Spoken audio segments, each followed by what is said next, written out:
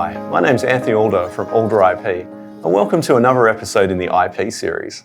Today we're going to be talking about a really interesting case, or not so much a case, but more, I'd say, a concept.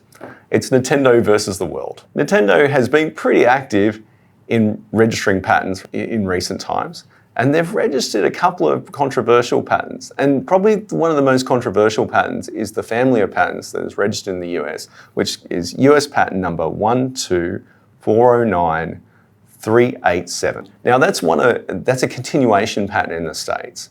And it's also got another application that was granted in the States alongside it. But this continuation patent is quite broad, okay?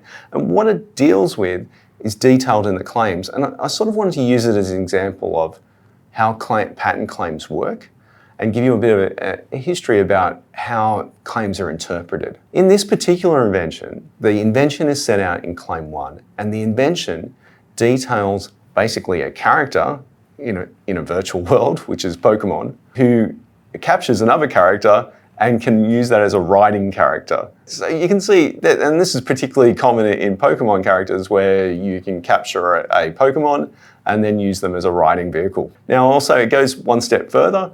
It also allows for a flying mode and a walking mode and a sort of a run mode, if that makes sense.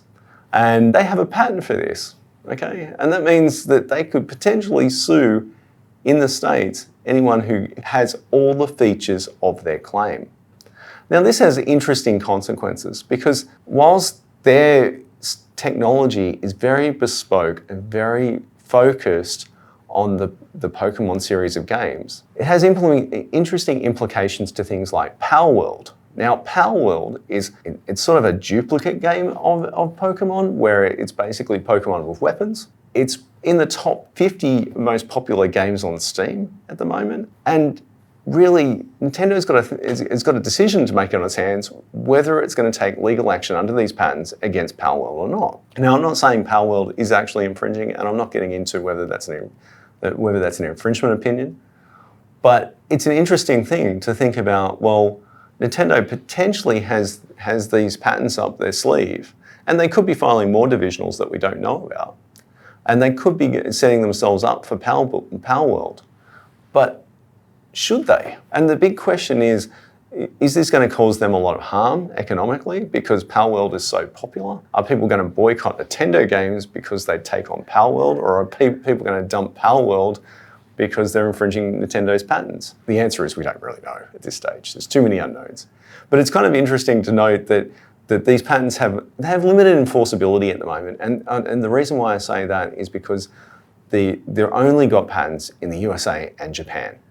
That means that if Power World was infringing hypothetically, using it in any other country is not an infringement of these patents. They can only infringe in the country where they have granted patents and that they're in the scope of those granted claims. And it wouldn't be too hard for, say, Power World to look at these claims and then work out a way of avoiding the claims. Because the thing is, when you're testing for infringement, the test for infringement is that the infringer has to have taken each and every feature of the claim. And they're quite literal.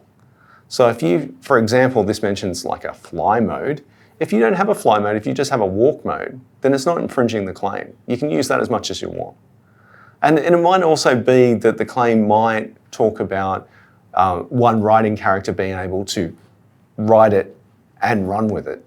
And if that's the case, then if you have different Pokemon that only do one or the other, then you might be outside the scope of the claim as well. But you'd have to analyse these as per the claims and go deep and just basically tick off those features as you go. I hope this has been really useful to you. It's going to be interesting to see what Nintendo and Power World do in the future, particularly because I think it's inevitable they'll end up in court over these things, partly because of the similarities between the two products. But it's going to be an interesting thing. I hope this has been useful, and if you need any other information about infringement or patent advice in general, please contact myself or the team at Alder IP, and we're more than happy to help you out.